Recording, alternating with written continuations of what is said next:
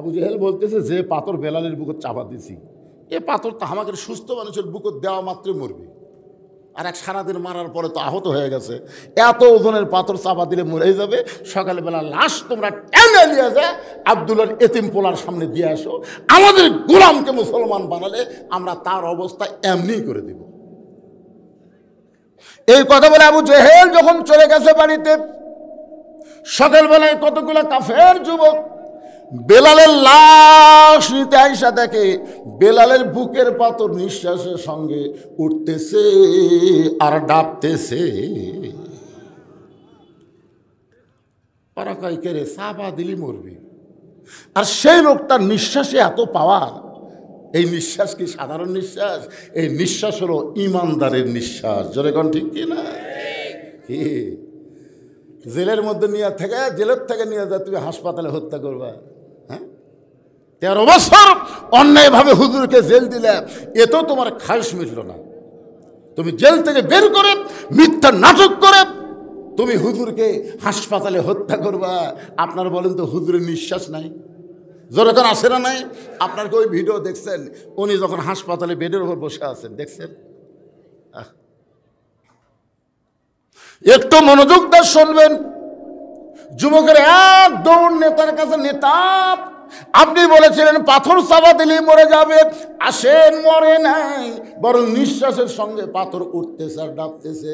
Abu Jahl Utba Saiba দৌড়ে এসে দেখে বেলালের জবান থেকে আল্লাহ আল্লাহ আল্লাহ আহাদ আহাদ উচ্চারণ হচ্ছে। কুলহু আল্লাহু আহাদ, পড়েন, কুলহু আল্লাহু আহাদ আল্লাহুস সামাদ লাম ইয়ালিদ ওয়া লাম ইউলাদ ওয়ালাম ইয়াকুল লাহু কুফুয়ান আহাদ। আবু জেহেল বলতেছে, জিহ্বা টেনে বের করো। যে জিহ্বাতে আল্লাহ আল্লাহ উচ্চারণ করতেছে, ওই জিহ্বা পেরেক মেরে দিতে হবে। বেলালের মুখের মধ্যে হাতটা দিয়ে জিহ্বা টেনে বের করে ওই জিহ্বার মধ্যে 6টা বাউল কাটা ঢুকাই দিলেন। বাউল কাটা হলো খেজুর কাটার চাইতেও মোটা। এরকম 6টা কাটা এই পার্তে ঢুকায় ওই পার্তে বের করে দিলেন। এরপরেও হযরত বেলালের জিহ্বা দিয়ে রক্ত বের হয়, রক্তের মধ্যে ফুটি বলতেছে আল্লাহ আল্লাহ আল্লাহ আল্লাহ আল্লাহ আল্লাহ। এরপরেও আল্লাহর জিকির যখন বন্ধ হয় না, কে যেন বলল, আবু বকর, গভীর রাত্রে যেই বেলাল নবীর কাছে ঈমান গ্রহণ করছে, সেই বেলালকে মারতে মারতে মারতে মারতে বেলালের জিহ্বা টেনে বের করে জিহ্বার মধ্যে পেরেক মারছে। আবু বকর রে, বেলাল তোমার ভাই, কুল্লু মুসলিমুন ইখওয়া, প্রত্যেকটা মুসলমান ভাই ভাই। আবু বকর রে, বেলালকে কি মুক্ত করবা না? আবু বকর এক দৌড়ে গিয়া কাফের বেঈমানদের সামনে বলেন, এ মক্কার কাফেররা, তোদের মধ্যে মানবতা নাই, তোদের মধ্যে মনুষ্যত্ব নাই। সারাদিন ধরে মারছিস, সারা রাত বুকে পাথর চাপা দিয়ে রাখছিস, এরপরও জিহ্বা বের করে জিহ্বার মধ্যে পেরেক মারলি। তোদেরকে কোনো দয়া নাই রে, তোদের কোনো কি মায়া নাই? আবু জেহেল বলতে, আবু বকর, যদি তোমার মায়া হয় তাহলে আমাদের গোলামকে তুমি কিনে নাও। কত দাম নিবা? বেলালের মনিব উমাইয়া বলতেছে, 1000 স্বর্ণ মুদ্রা নিব। আবু জেহেল বলে, রে উমাইয়া, যেই বেলাল সুস্থ অবস্থায় তুমি 1 টাকা দিয়ে কিনলাম, আর সেই বেলাল মরার সময় তুমি 1000 আশরাফি চাইলা।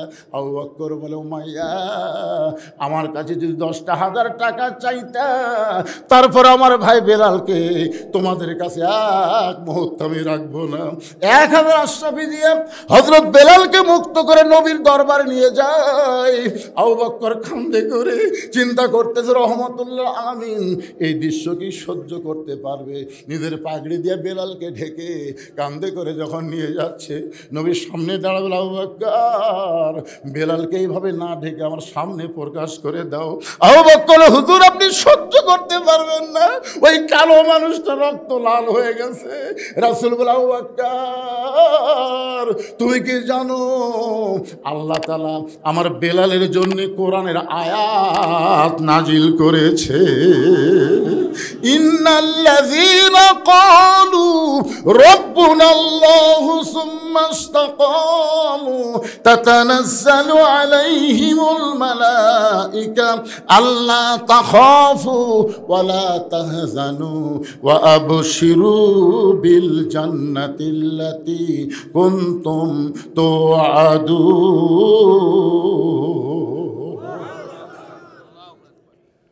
হযরত আবু বকর আস্তে করে বেলালকে নিজের কাঁধ থেকে নামালেন। নামার পরে পাগড়ি যেই মাত্র টান দিছে, নবী তাকায় দেখে বেলালের জিহ্বার মধ্যে পেরেক মারার কারণে জিহ্বাটা মোটা হয়ে মুখ থেকে অনেকখানি বার হয়ে আসে। আল্লাহ রাসূল হামাগুড়ি দিয়ে বসলেন। রাহমাতুল আলামিন নবী হামাগুড়িতে বসে বেলালের কপালে একটা চুমা দিয়া বেলালের জিহ্বার মধ্যে যে পেরেকগুলো বের করে নিজের জিহ্বাটা নবী বেলালের জিহ্বার সঙ্গে লাগায় দিলে সঙ্গে সঙ্গে জিহ্বাটা পূর্বের মতন হয়ে বেলালের মুখের মধ্যে যখন ঢুকে যায়, নবী বলেন, বেলাল রে, তুমি কি জানো তোমার ঈমানের কারণে আল্লাহ তাআলা তোমাকে 8টা জান্নাতের মালিক বানায়া দিছে। বেলাল বলে, রাসূলুল্লাহ আপনি কি আমার কাছে কিছু শুনতে চান? আবু বকর, বেলাল তুমি কি বলবা? বেলাল বলে, হুজুর ওই আল্লাহর শপথ করে বলতেছি, ওরা যখন আমাকে সারাদিন ধরে মারছিল, ওরা যখন আমাকে চাবুক মারতেছিল, আমার চামড়া কেটে যখন রক্ত বের হচ্ছিল, আমি তখন আল্লাহ আল্লাহ জিকির করতেছিলাম। আমি যখন আল্লাহ আল্লাহ জিকির করি, একসময় আমার চক্ষু বন্ধ হয়ে গেলে আমি দেখতে পাই আল্লাহর জান্নাতের দরজা খুলে দেওয়া হয়েছে। ওগো আল্লাহর নবী, এই দুনিয়া থেকে বেহেশতের দরজার দিকে আমি তাকিয়ে থাকি, ওরা আমাকে সারা রাত বুকে পাথর চাপা দিয়ে রাখছে, আমি তখনও বেহেশতের দরজাতে বেহেশত দেখি। ওরা যখন জিহ্বা টেনে বের মধ্যে জিহ্বার মধ্যে ফেরেক মারছে, আমিও তখন জান্নাত দেখতে পাই। নবী বলেন, বেলাল রে, তুমি আছো দুনিয়ায়, আর দুনিয়া থেকে আল্লাহ তোমাকে জান্নাত দেখায়। লিল্লাহি তাকবীর। তাহলে ঈমানের কারণে দুনিয়া থেকে যদি জান্নাত দেখা যায়, তাহলে আপনি যেখানেই থাকেন না কেন, মক্কা মদিনাকে আল্লাহ আপনার কাছে পাঠাবার পারে না? জোরে কারণ পারে কি পারে না? সমস্ত ক্ষমতার মালিককে। জামবিদ বলে, মা মক্কা মদিনা কোনোদিন মানুষের কাছে আসে না, বরং মানুষগুলো কি মক্কা মদিনায় যাইতে হয়। মেয়েটা বলে, জামবিদ রে, এটাই যদি তোমার ঈমান হয়, তুমি ঘোড়াকে যেরকম দেখছো, যে ঘোড়া তোমার যাই নিয়ে যাবে মক্কা মদিনায়, কিন্তু ঘোড়া দৌড়ায় পূর্বের দিকে, ঘোড়া কেন টানলে ঘোড়া মাটির শুয়ে পড়লো? জামবিদ খালি চুমকে চুম করতেছি, এইগুলা খবর কি রে? এই জায়গা কখন চালান হলো? জামবিদ ইয়ানজুরুবি নূরিল্লাহ, একটাবার নূরের চোখে তাকায় দেখো, আমার অন্ধকার ঘরে কোনো আলো নাই, আমার ঘরে দেখতে গেলে দুনিয়ার আলো চলবে না। ইয়ানজুরুবি নূরিল্লাহ, তুমি নূরের চোখে নজর করো। জামবিদ চোখ বন্ধ করে তাকায় দেখে, মেয়েটার ডান পাশে কাবা আর বাম পাশে স্বয়ং আল্লাহর নবী বসে আছে। লিল্লাহি তাকবীর। জামবিদ দরজাত বসে বলে, মা মা তুমি এমন কি আমল করো যে আমল করনে ডান পাশে মক্কা বাম পাশে মদিনা? তুমি এমন কি আমল করো মা, যে আমলের কারণে তোমাকে মক্কাও যাওয়া লাগলো না, মদিনাও যাওয়া লাগলো না, মক্কা মদিনা তোমার কাছে চলে আসলো? এই আমলটার নাম কি? আজকে যুবক যারা এসব আড্ডা ফজর বাদ দেওয়ার চিন্তা করতেছো, আজকে তোমাদেরকে সে আমলের খবর দেব। শুনবেন না আপনারা? শুনবেন না? তাহলে আয়াতটা আর একবার তেলাওয়াত করি। ইয়া আইয়ুহাল্লাযীনা আমানুত্তাকুল্লাহা হাক্কা তুকাতিহি ওয়া লা তামুতুন্না ইল্লা ওয়া আনতুম মুসলিমুন। না দুর্বল হয়ে গেছে? ও আসছো নাকি দুর্বল হলেন? আরে পাগলা, কোন আমলের কারণে নমরুদের আগুনের চুলা শান্তির বাগান হলো আমাদের জাতির পিতার জন্যে? জানা লাগবে না? কোন আমলের কারণে মুসা নবীর জন্য আল্লাহ সাগরকে রাস্তা বানায় দিল, এগুলো তো আমাকে জানা লাগবে ভাইজান। কারণ ভারত যে হারে মাঝে মধ্যে হুমকি মারতেছে, ওরকে হাতত নাকি এমন অস্ত্র আছে যে বাংলাদেশকে দখল করতে ওরকে 15 দিনও টাইম রাখবি না। আর একটা নেতা কাছে 15 মিনিটই বাংলাদেশে আস। হায় হায় রে, ওরা কিসের ভরসায় এত বড় হুমকি মারতেছে? ওদের কাছে অ্যাটম আছে, হাইড্রোজেন আছে, পারমাণবিক অস্ত্র আছে, ওরা মনে করতেছে অস্ত্র আছে। আর আমরা বলি পাগলা, অস্ত্রকে আমরা টিয়ারি করি না, আমাদের আল্লাহ আছে। জোরে কোন কথা বলেন না কেন? ইমাম মেহেদী আলাইহিস সালাম আসবেন কোন আমল নিয়ে পৃথিবীতে? ঈসা আলাইহিস সালাম আসবেন কোন আমলের নিয়ে পৃথিবীতে? যারা আসার সাথে সাথে পৃথিবীর সমস্ত ইহুদি খ্রিস্টান কাফেরেরা পরাজিত হয়ে যাবে। জোরে কোন কথা ঠিক না? দুইটা জগতে আল্লাহ আমাদের পক্ষে, এটা আমরা বিশ্বাস করছি। একটা হলো রুহের জগৎ, একটা হলো দুনিয়ার জগৎ, আর একটা জগৎ আমাদের সামনে আছে। মনে আছে আপনাদের? মনে করছে 66-তে পাস তো করছি। পাস করলে আপনি জান্নাত পাবেন পাগলা, কিন্তু 33 না পাওয়ার কারণে যে কমপক্ষে 100-150 বছর জাহান্নামে থাকা লাগবে, সেটা কি করবেন?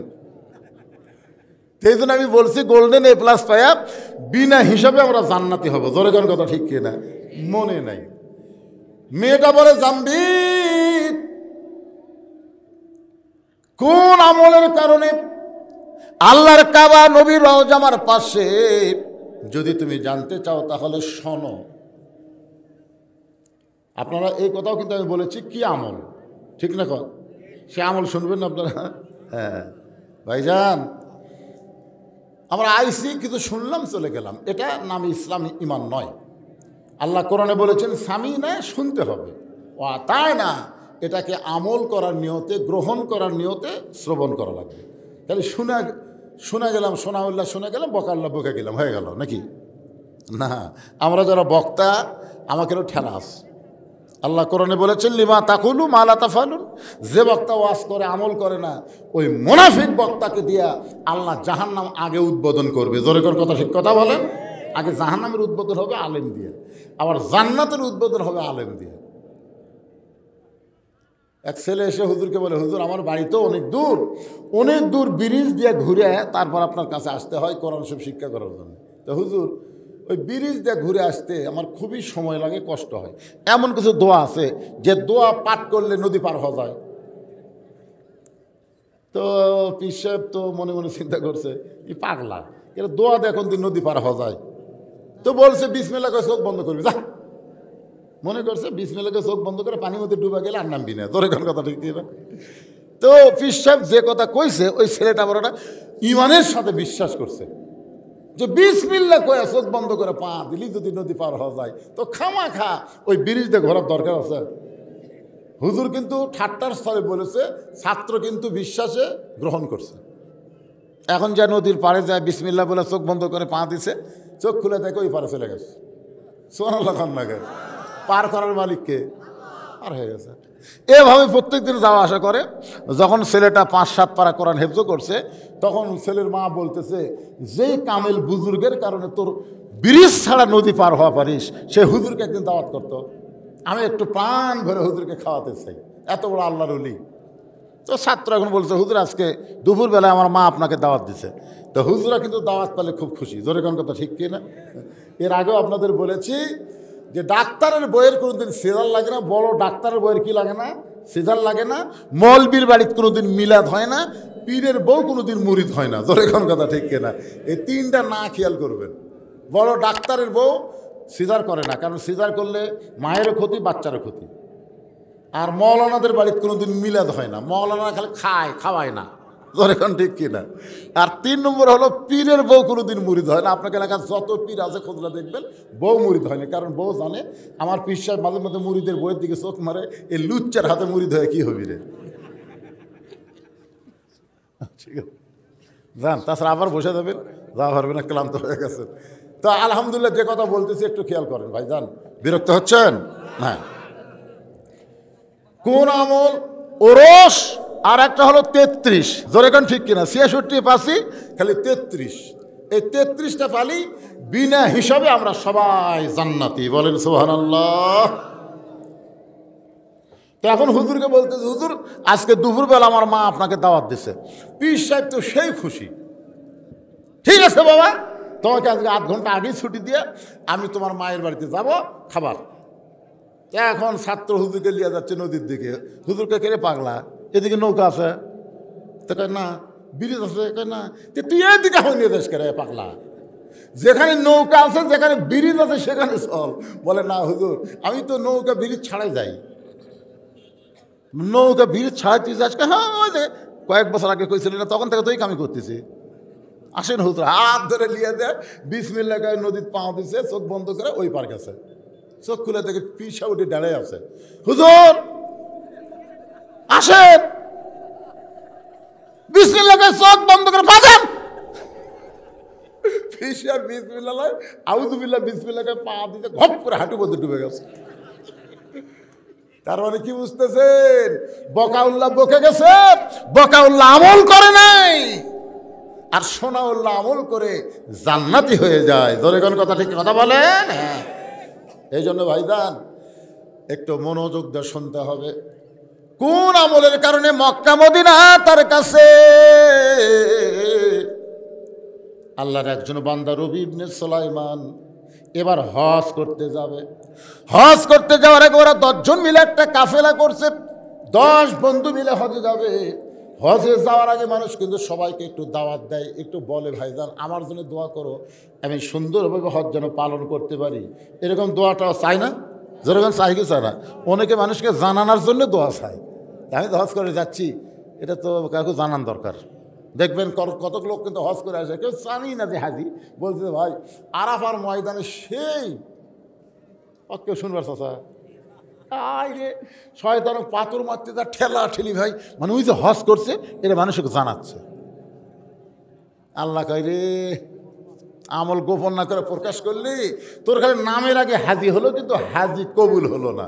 কথা কন ঠিক কিনা? রবি ইবনে সুলাইমান এক বন্ধুর বাড়িতে দোয়া চাইয়া গভীর রাত্রে বাড়ির দিকে আসতেছেন। আসার সময় দেখে রাস্তার পাশে কে যেন কি করতেছে। রবি ইবনে সুলাইমান ভালো করে দেখার জন্যে একটু নিকটে গিয়ে তাকায় দেখেন একটা মহিলা মরা গাদার গা থেকে গোস্ত কাটতেছে, আর ওই গোস্তটা টোপলা বাঁধতেছে। গাধা খাওয়া হারাম, গাধা খাওয়া হারাম, আর মরা গাদার গোস্ত। রবি ইবনে সুলাইমান চিন্তা করে এইটা কেমন মেয়ে, রাতের বেলা মরা গাদার গোস্ত কাটতেছে, হয়তো কোনো হোটেলে সাপ্লাই দিবে। মনের মধ্যে সন্দেহ করে মেয়েটা যখন গোস্তের টোপলা নিয়ে রওনা দেয়, রবি ইবনে সুলাইমান নিজের বাড়ির দিকে না গিয়া ওই মেয়েটার পিছনে পিছনে রওনা দেয়। মেয়েটা একটা ভাঙ্গা বাড়ির মধ্যে ঢোকার সঙ্গে সঙ্গে 2টা মেয়ে মা মা বলে কাঁদতেছে। মা বলতেছে মা আর কান্দা লাগবে না, আল্লাহর নিয়ামত গোস্ত পাইছি, এই গোস্ত সিদ্ধ করে তোমরা খাও আর আল্লাহর শুকরিয়া আদায় করো। রবি ইবনে সুলাইমান চমকে গেল, একে তো গাধা খাওয়া হারাম, তারপরে মরা গাধার গোস্ত। নিজের মেয়েদেরকে মা দিয়ে বলতে সিদ্ধ করে খাও, আল্লাহর শুকরিয়া আদায় করো। মেয়েটা খুশি হয়ে যখন 2টা মেয়ে গোস্তের টোপলা নেয়, এমন সময় রবি ইবনে সুলাইমান বলে মা তুমি কেমন মা, তুমি তোমার ক্ষুধার্ত মেয়েদেরকে মরা গাধার গোস্তের টোপলা দিলে, ও মা তুমি কেমন মা? মা বলতেছে পথিক এই গভীর রাত্রে আমার বাড়ির ধার দিয়ে চলে যাচ্ছ, চলে যাও, আমার দিকে তোমার তাকান লাগবে না। আজকে 2টা আমার মেয়ে আজকে কয়েকদিন হলো না খেয়ে থাকার কারণে বারবার যখন আমার কাছে খাবার চায়, আমি মা কোথায় খাবার পাবো? আমার স্বামী কয়েক বছর আগে দুনিয়া থেকে বিদায় হয়ে গিয়েছে, আমি একজন বিধবা নারী, 2টা যুবতী মেয়েকে কি করব? রাতের অন্ধকারে আমি বের হয়ে গেছি কিছু খোঁজার জন্য, ক্ষুধা নিবারণের জন্যে।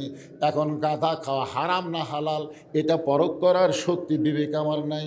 মরা গাধা না জেতা গাধা এইটা চিন্তা করার শক্তি আমার অন্তরে নাই। আমি গোস্ত মেয়েদেরকে দিয়েছি, মেয়েরা সিদ্ধ করে খাবে, আল্লাহর শুকর আদায় করবে, কারণ এই মুহূর্তে জীবন বাঁচান ফরজ মনে হয়ে গেছে। রবি ইবনে সুলাইমান বলেন মা তোমার মেয়েদেরকে মরা গাধার গোস্ত খাইতে দিও না। এবার আমি হজে যাবার চাইছিলাম মা, আমি আর হজে যাব না, আমার সমস্ত হজের টাকা পয়সা আমি তোমাদেরকে দান করে দিব। এক দৌড়তে বাড়িতে গেলেন। বাড়ি যাওয়ার পরে যা কিছু তার ছিল সব কিছু টোপলা করে মায়ের হাতে দিয়ে দিলেন। মা মেয়ে খুশি হয়ে আল্লাহকে বলতেছে, আল্লাহ তোমার যেই বান্দা মক্কা মদিনায় যাবার চাইছিল কিন্তু আমাদের ক্ষুধার্ত দেখে সব দান করে দিল, আমরা মা আর মেয়ে মিলে দোয়া করি, আল্লাহ মক্কা মদিনা এই বান্দার বাড়িতে হাজির করে দিও। রবি ইবনে সুলাইমান বলে, মা উল্টা দোয়া করো না, কারণ মক্কা মদিনা কোনোদিন মানুষের বাড়িতে আসে না। মেয়ে দুইটার মা বলতেছে, আমরা দোয়া করার মালিক আর কবুল করার মালিককে। আমাকে মন চাইলে দোয়া করছে, আল্লাহ কবুল করতেও পারে নাও পারে। রবি ইবনে সুলাইমান চলে আসলেন বাড়িতে। নির্দিষ্ট সময় ওরা আর 9 বন্ধু বললেন, চলো বন্ধু হজে যাই। বলে, এবার তোমরা যাও হয়, আমি আবার যাবো না, আমার একটু সমস্যা আছে। 9 বন্ধু বলে, কে রে, কত মানুষকে আমরা বললাম, এবার আমরা 10 জন মিলে হজে যাবো কাফেলা করে, আর তুমি সবার কাছে দোয়াও চাইলে, আজকে হঠাৎ বলতেছে যাবা না। যাবো না রে ভাই, তোরা যা। ওরা 9 বন্ধু হজ করে সর্বপ্রথম রবি ইবনে সুলাইমানের বাড়ির দরজায়, হজ শেষ করে নিজের বাড়িতে না গিয়ে রবি ইবনে সুলাইমানের বাড়ির দরজায় ওই 9 বন্ধুর মধ্যে একজনের মাথাতে একটা টোপলা, মাথাত কি একটা টোপলা, দরজা ডাকতেছে, রবি ইবনে সুলাইমান। এই রবি ইবনে সুলাইমান দরজা খুলে দেখে 9 হাজি তার সামনে দাঁড়ায় আছে। জোরে কর সুবহানাল্লাহ। আল্লাহ রাসূল বলেন, তোমাদের এলাকায় কোনো ব্যক্তি হজ করে যখন আসবে, সর্বপ্রথম যদি তার চোখের দিকে মহব্বত করে তাকাও, ওই কাবা মদিনার দিকে যে সওয়াব পাইছে, তুমি গরিব মানুষ হওয়ার কারণে ওর চোখ দেখলে আল্লাহ সেই সওয়াব তোমার অন্তরে দিয়ে দিবে। এই জন্য হজ করে আসার সাথে সাথে কমপক্ষে 40 দিন সেই ব্যক্তি বেগুনা মাসুম থাকে, তার সঙ্গে একটু মোসাফা করা, মুআনিকা করা, আবার খালি জমজমের পানি খাওয়ার জন্য। আমার বলে, ভাইজান তোমরা 9 জন বন্ধু আমার বাড়ির দরজায়, আমার ভাগ্য এত ভালো, যার মাথার টোপলা আছে। এই মিথ্যা দেখ, এই কি হজে যাওয়ার আগে তোর কাছে আইলাম, তুই কইলি এবার হজে যাব না, কি কারণে যাবি না, কারণও বললি না। এই তুই যে কাবা ঘর তাওয়াফ করার সময় এই যে আমার মাথার টোপলা, তুই যে আমার টোপলা দিয়ে বললি, ভাই এই টোপলা নিয়ে আল্লাহর ঘর তাওয়াফ করতে আমার কষ্ট হচ্ছে, টোপলাটা একটু ধরতো, তোর টোপলা আমাক দিয়ে তুই আল্লাহর ঘর তাওয়াফ করলি। আমরা 9টা বন্ধু দেখলাম, তুই আমাকে সাথে সাথে থাকতে থাকতে হারাই গেলি। আমরা গোটা মক্কা খুঁজা তো পাইনি রে, তুই টোপলাখানা দিয়ে কোথায় হারিয়ে গেলি। আবার হঠাৎ থেকে তুই সাফা আর ওয়াসাই করতেছিস, তোকে টোপলা দেওয়ার জন্য তোর পিছনে পিছনে আমরা 9 বন্ধু দৌড়াই, হঠাৎ থেকে তুই আর নাই। গোটা মক্কায় খুঁজে যখন পাওয়া গেল না, চলে আসলাম মদিনায়। মদিনায় এসে দেখি নবী রওজার পাশে দাঁড়িয়ে আল্লাহ নবীরে সালাম দিস। তোর সালামের সঙ্গে আমরা নবীরে সালাম দিলাম। তোর সালাম দেওয়ার সময় তুই এমনভাবে কাঁদতেছিলিস রে পাগল, আমরা তোর সঙ্গে কাঁদতেছিলাম। ওগো আল্লাহর নবী, আমাদের সালাম আপনি গ্রহণ করে। তোর টোপলা মাথায় নিয়ে তোর সঙ্গে নবীর সালাম দেয়া, হঠাৎ দেখি তুই আর নাই। গোটা মদিনা তন্ন তন্ন করে খুঁজে তোরে পাইলাম না। একসঙ্গে হজে যাবার চাইলাম, আমাদের সঙ্গে তুই গেলি না।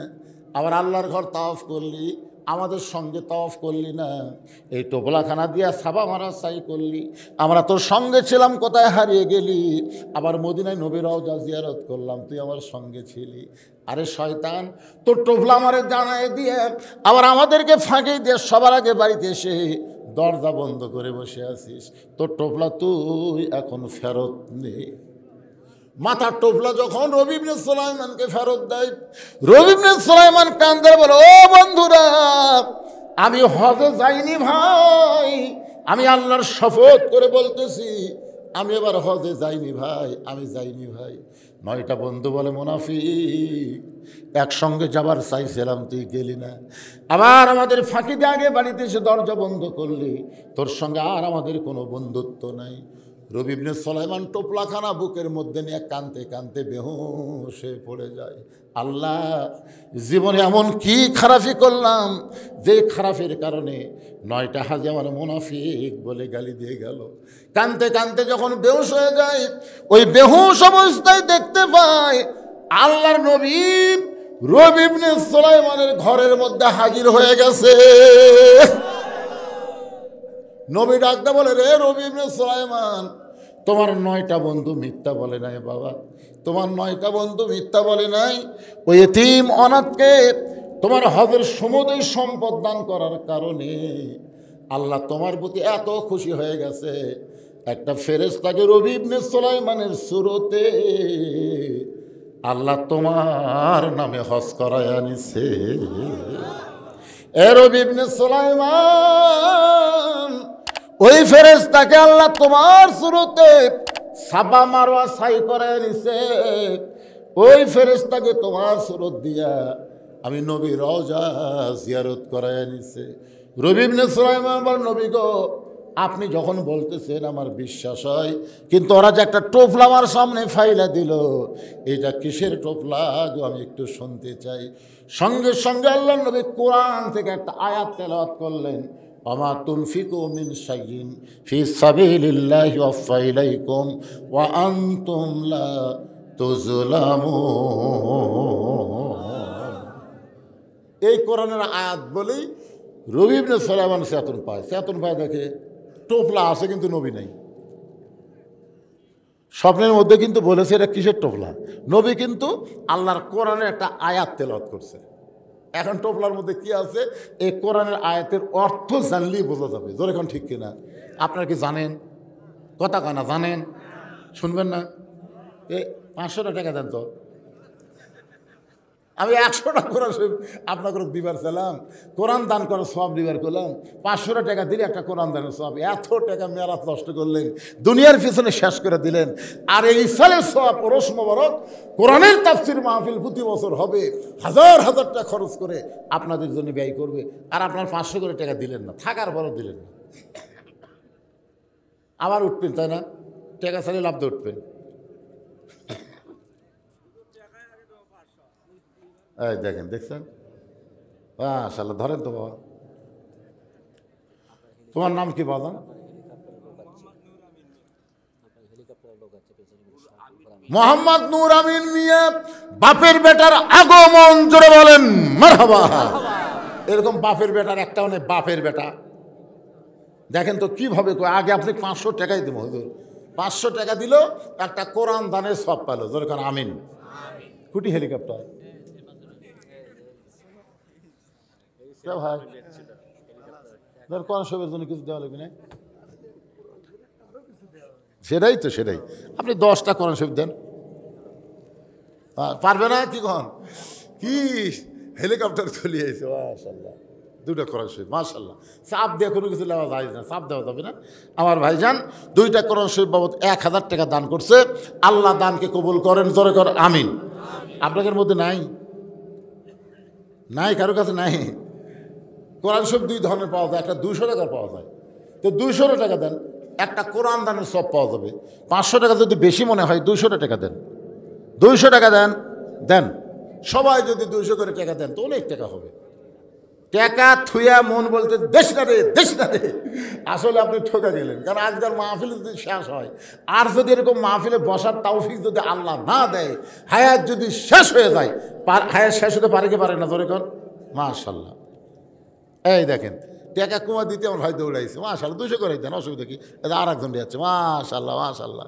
আল্লাহ তোমার 2জন বান্দা 200 করে টাকা করছে দান, কোরআন দানের সব তাদের আমল নামায় দিয়ে দেন। জোরে বলি আল্লাহুম্মা আমিন। সবাই বলেন আল্লাহুম্মা আমিন। ওই দেখেন কিভাবে এক মর্দে মুজাহিদ আসতেছে, হাই রে কি এবার দেখে রে, কুরাতের রোজার পাওনা পড়ে, মাশাআল্লাহ। আল্লাহ তোমার একজন বান্দা কোরআন বাবদ 200 টাকা দান করেছে, আল্লাহ দানকে কবুল করেন, আল্লাহুম্মা আমিন। মাশাআল্লাহ মাশাআল্লাহ। 200 2জনে নিয়ে আসছে, নিজের আনছে, আর একজন নিয়ে আসছে, মাশাআল্লাহ। 200 করে 2টা কোরআন শরীফ বাবদ দান করেছে, আল্লাহ দানকে কবুল করেন। দুনিয়ারই টাকা পয়সা দুনিয়াতে রবে, ফকির হয়ে মানুষ কবরেতে। নিয়ত করেন যে আমার একটা বিশাল বেধি আছে, ব্যারাম আছে, হুজুর ভালো হয় না, এখানে একটা ছাগল দেবো সদকা করে, জনগণের ইসরায়েলের সব মাহফিলের জন্য একটা ছাগল দেবো, আল্লাহ আপনার বেধি ভালো করে দেবে। দেয় না? কি কোন দেয় না? এরকম সদকা করেন, কোরআন শরীফ বাবদ সদকা করেন, মাশাআল্লাহ। আর একজন 200 টাকা দান করে গেল, আল্লাহ আমার ভাইয়ের দানকে আল্লাহ কবুল করেন, আল্লাহ। পিছন দিক থেকে একটা লোক উঠলো না, আবার এই মোগল টলির, আপনারা না বারা টলির, আপনাকে মোগল টলির লোক নাই?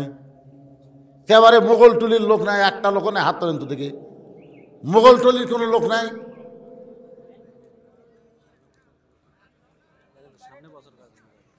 হ্যাঁ, বাকিও নেন আপনারা, বাকি না?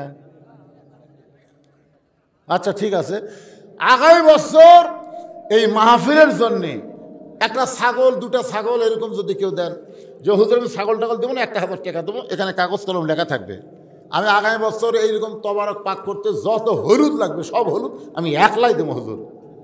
এইরকম কোনো মরদ আছে যে যত লবণ লাগবে সব লবণ আমি একলাই দেবো, তাতে যদি 5 বস্তা লাগে অসুবিধা নেই? আছেন এরকম কেউ? যত গুঁড়া মরিচ লাগবে সব মরিচ আমি একলাই দেব। পেঁয়াজ দেব 5 জনে, 5 জন মিলে সব পেঁয়াজ দেব, তেল দেবো, এরকম নিয়ত করে লিখে দেন। এখানে কাগজ কলম আছে, একটু বলেন, বলেন, সাহস করে বলেন। আল্লাহ হায়াত দিবে, আপনি দান করবেন। বাবা মা যাদের কবরে গেছে, বাপ মার জন্য বাৎসরিক একটা দোয়ার মাহফিল আপনাকে আলাদাভাবে করা লাগবে না, এখানে একটা দোয়ার মাহফিল হবে সবার বাপ মার জন্য, যারা কবরে গেছে তার জন্য দোয়া করা হবে।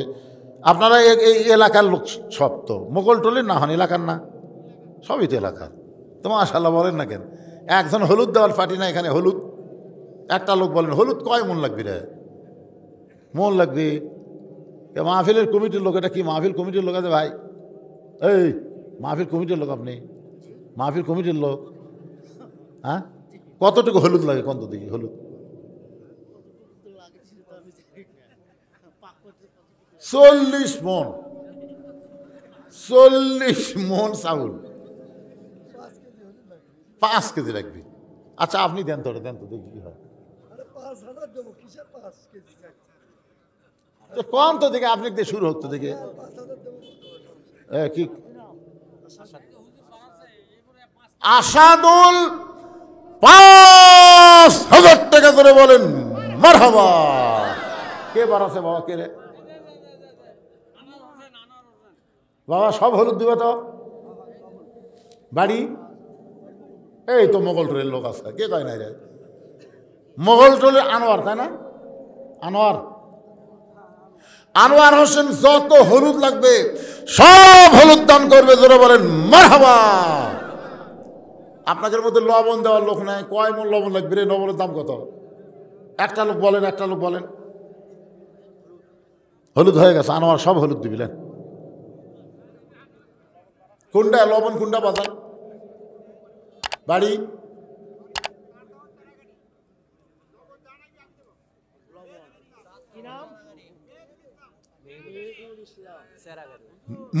মেহেদুল ইসলাম সেরাগানি, যা লবণ লাগবে সব লবণ, জোরে বলেন মারহাবা। এখন তেজপাতা দেওয়ার কোন লোক আছে? যা তেজপাতা লাগবে, তেজপাতা সগলি দিবে। কি কি দিল? কি দিল বাজান? এখানে কি দিল?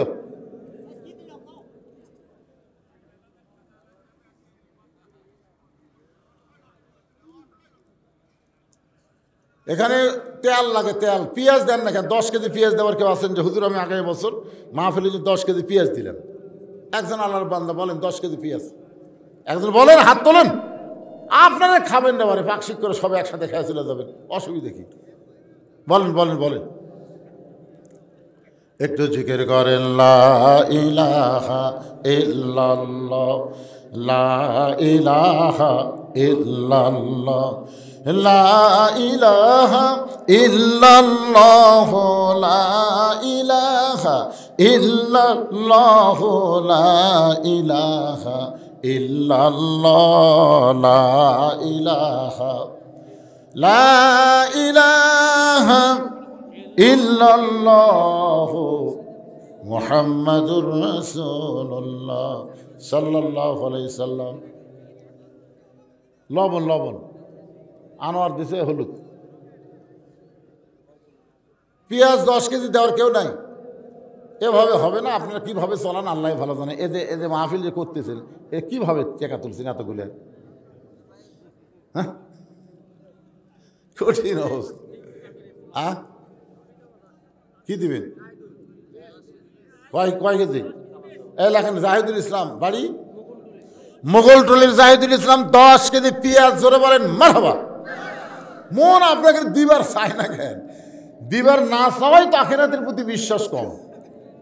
যারা দিবেন সর্বসত্য ত্যাগ করে আল্লাহ আখিরাতে আপনাকে দিবে ভাইজান।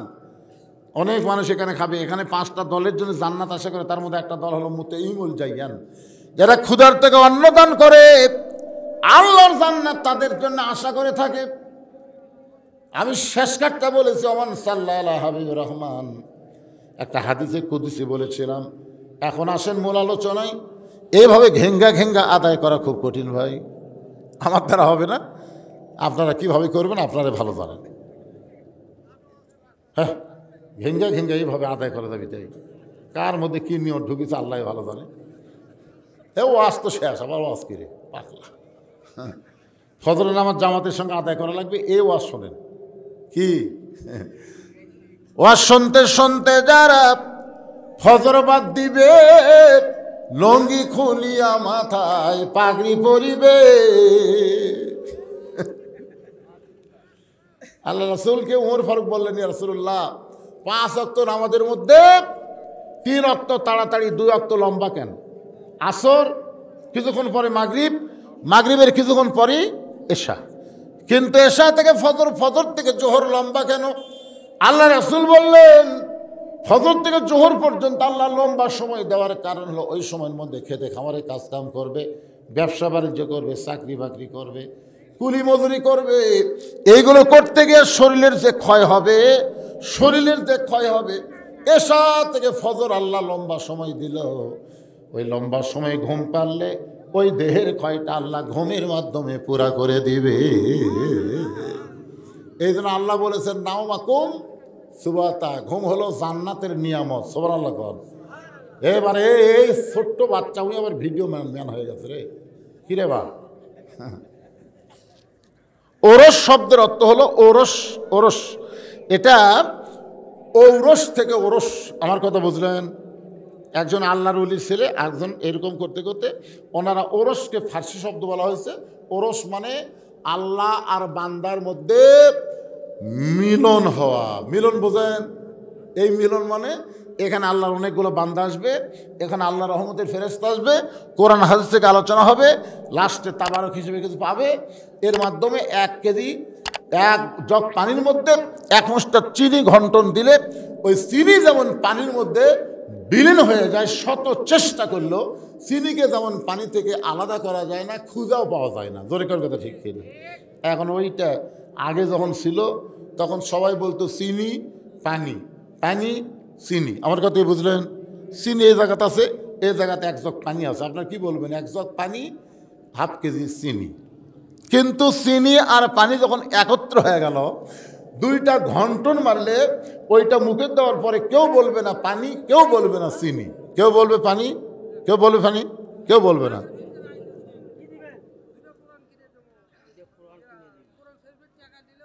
টেকা, টেকা কোরআন শরীফে কি করবো আমরা?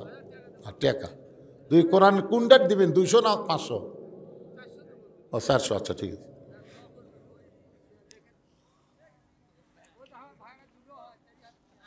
আচ্ছা ঠিক আছে বাবা, অসুবিধা নেই।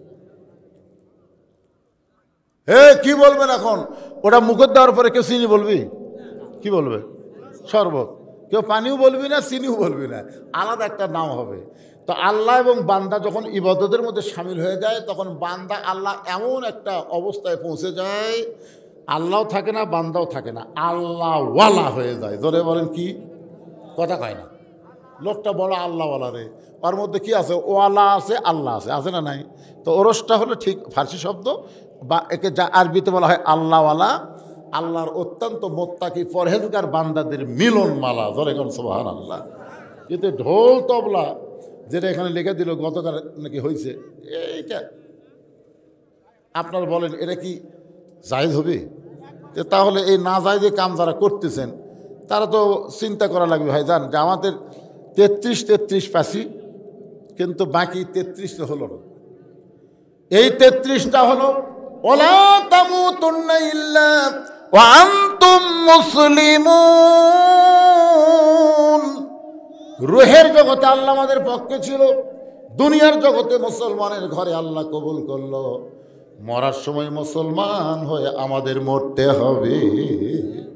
মুসলমান হয়ে যদি মরতে পারি, এই যে 3 জন ওটা মারতেছে দৌড়, দেখছেন দেখছেন, যা মার দৌড় মেলাত কি যেন একটা হতে যা। শোনেন ভাইজান, জোরহাত করে বলতেছি, একটা মেয়ে মানুষ সন্ধ্যার সময় মুরগির ঘোড়া দেখে, ঠিক মতো মুরগি উঠলো কিনা দেখে না? কারণ দেখে কি দেখে না? একটা মেয়ে মানুষ সন্ধ্যার সময় মুরগি দেখে ঠিক মতো উঠলো কিনা, সন্ধ্যার সময়, রাত 10টার সময় কেউ দেখে না, সন্ধ্যার সময়। একটা মরদ মানুষ সন্ধ্যার সময় গোয়াল ঘরে গরু ছাগল উঠলো কিনা এটা কখন দেখে? কথা কয় না, কখন দেখে? তাহলে আপনি কত বড় চালাক, মুরগি হাঁসকে ভালোবাসেন মা, সন্ধ্যার সময় খোঁজ করেন। আপনি কত বড় ভালো মানুষ, গরু ছাগল সন্ধ্যার সময় খোঁজ করেন। আপনার আগে রাতে এত রাত্রি ঘুরতেছে, এরকে খোঁজ করেন না কে? কি এ যারা ঘুরতেছে এরা কি মানুষ আছে? আর আইডিয়া হয়ে গেছে আমার এলাকার এক আইডিয়া, হঠাৎ দড়ি ছিঁড়ছে ভাই। দৌড়ি ছিঁড়ার পরে এখন এই আইডিয়ালা খালি দৌড়ে আর কান্দে, এ কোথায় রেখে উত্তর পাড়া, আসলে এই দক্ষিণ পাড়ার দেখো, মানে এত দৌড়াচ্ছে আইডিয়া বুঝছে, দড়ি ছেঁড়া হলে তা হয়। এই আইডিয়াও যা, এখন এই কিশোর বাচ্চার থেকে যুবক যারা হচ্ছে একই অবস্থা, খালি দৌড়ে দৌড়ি, চিল্লা চিল্লি, ফাল্লা ফেললি। আপনি বাবা হিসাবে আপনার হাত পায়ে বেড়ি লাগায়া আল্লাহ জাহান্নামে দিবে যদি আপনি ছেলের দিকে খেয়াল না করেন। লাইলাতুল মেরাজে নবী জান্নাতে গেল, যাদের কতগুলো বাবা হাউমাউ করে কাঁদতেছে। জিবরাইল, জান্নাতের মধ্যে বাবারা কাঁদতেছে, বলে ইয়া রাসূলুল্লাহ যা হবে আল্লাহ আপনাকে আগাম দেখানোর জন্যই লাইলাতুল মেরাজ, জোরে কোন সুবহানাল্লাহ। নবী জাহান্নামে গেলেন, দেখেন কতগুলো বাবা মুস্কি মুস্কি হাসতেছে। নবী বলে জিবরাইল জাহান্নামের মধ্যে হাসতেছে, জান্নাতের মধ্যে কাঁদতেছে, কারণ কি?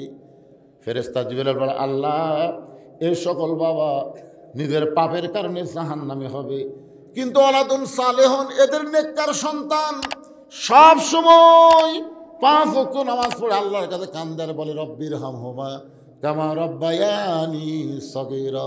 আল্লাহ আমার বাবা পাপী হয়ে কবরে গেছে, আমি সন্তান হয়ে দোয়া করি আল্লাহ আমার বাবাকে তুমি মাফ করে দাও। আল্লাহ বলে বান্দারে তুই পাপের কারণে জাহান্নামে হলে কি হবে? তোর নেককার সন্তান তোর জন্য দোয়া করার কারণে একটা নেকি তোর আমলনামার মধ্যে প্রতিদিন ঢুকতেছে। এই আমলনামার মধ্যে প্রতিনিয়ত নেকি ঢোকার কারণে অচিরে আমি আল্লাহ তোরে জান্নাত দিয়া দিব। এই জন্য বাবারা মুসকে মুসকে হাসতেছে, কেন সন্তানের উসিলে আল্লাহ তাদেরকে আবার কি দিবি? জান্নাত দিবি। আর জাহান্নামের মধ্যে জান্নাতের মধ্যে কাঁদতেছে ওই সকল বাবারা নিজের নেক আমলের কারণে জান্নাতি হবে, কিন্তু সন্তানগুলা খারাপ হওয়ার কারণে, সন্তানগুলা খারাপ। মেলাত ঘরে কোরআনের মাহফিলে আসে না, আজান দিলে লেপের মধ্যে 2.5 হাত হয়, আগে আসলো 3 হাত, ফজর আজান শোনা হচ্ছে 2.5 হাত। এরকম আইডিয়া আসে না? নাই কথা কর না কেন? এটা 2.5 হাত হয়ে গেছে, ল্যাপ টানতে দেখে ল্যাপের তলার সাইজ, সকালবেলা সাইড থেকে কুত্তার সাইজ একই সাইজ। আল্লাহ কে রে, এই তুই ভালো আমল করে জান্নাতে হলি, কিন্তু তোর বেটা তোর মেয়েটা হাইল পড়ে কিলকিল করে ঘুরতেছে, তোর সন্তান খারাপ হওয়ার কারণে আর পাপের একটা অংশ তোর আমলের মধ্যে ঘুরতেছে, অফিরে আমি আল্লাহ তোকে জান্নাত থেকে জাহান্নাম দেব। তো এখন আপনি বাবারা কি করবেন? আপনার ছেলে মেয়ের দিকে আপনার খেয়াল করার দরকার আছে না নাই? জোরে কেন আসলে নাই? ভাইজান আছে। সবাই মনোযোগ দিয়ে শুনবেন। কো আনফুসাকুম আহলিকুম নার, জাহান্নামের আগুন থেকে বাঁচতে গেলে একলা বাঁচলে হবে না, আহাল পরিবার নিয়ে আমাদেরকে বাঁচতে হবে। আল্লাহ পাক আমাদের সকলকে কবুল করুক। সকলে বলে আল্লাহুম্মা আমিন। আস্তাগফিরুল্লাহাল্লাযী লা ইলাহা ইল্লা হুয়াল হাইয়ুল কাইয়্যুম ওয়া আতুবু ইলাইহি লা হাওলা ওয়া লা কুওয়াতা ইল্লা বিল্লাহিল আলিয়্যিল আযীম। আল্লাহুম্মা আমিন।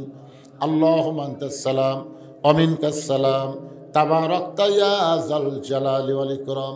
আয় আল্লাহ তাআলা, রাত প্রায় 1টা বাজতেছে, দীর্ঘ সময় পর্যন্ত আজকে তোমার আল্লাহর ওলির আশিকানদের মাহফিলে, ওরস মাহফিলে, তাফসীরুল কোরআন মাহফিলে আমি যে আলোচনা করেছি, আল্লাহ মেহেরবানি করে সবাইকে বুঝ মোতাবেক আমল করার তৌফিক দিয়ে দাও।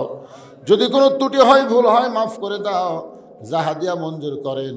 সোনার মদিনায় নবী পাকের রওজা মোবারকে কবুল করে নাও। তামাম আম্বিয়ায়ে কেরাম, আসহাবে কেরাম, তাবিঈন কেরাম, তাবিঈন কেরাম, তাম পৃথিবীর মাটির নিচে যত মুমিন মুমিনা শুয়ে আছে আল্লাহ সকলের আরওয়াহ ফরহাদিয়া কবুল করো। আমরা যারা হাত তুলেছি, আমাদের জনম দুঃখনে মা বাবা যাদের কবরে গেছে, আল্লাহ মেহেরবানি করে মা বাবার কবরকে জান্নাতের টুকরা বানায় দাও। আমাদের দাদা দাদি, নানা নানি, আত্মীয় স্বজন, শ্বশুর শাশুড়ি যাদের কবরে গেছে, কবরবাসীদের মাফ করে দাও। আল্লাহ শাহাদাওয়ানের রুহু মোবারক হাদিয়া কবুল করো। প্রত্যেক বছর কষ্ট করে মেহনত করে এত সুন্দর আয়োজন যারা করতেছে, এই মোগলটুলির উপরে রহমত বরকতের দরজা খুলে দাও।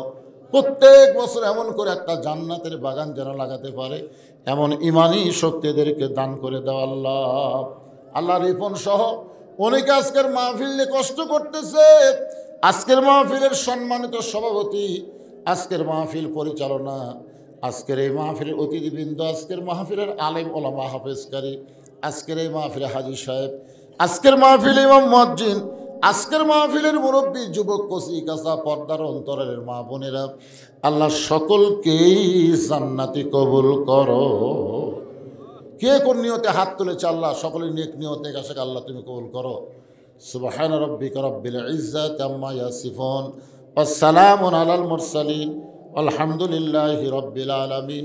ওয়াজাল আখিরাতি কালিমাতুন ইনদাল মাউতি। সকলে পড়েন লা ইলাহা ইল্লাল্লাহু মুহাম্মাদুর রাসূলুল্লাহ সাল্লাল্লাহু আলাইহি সাল্লাম।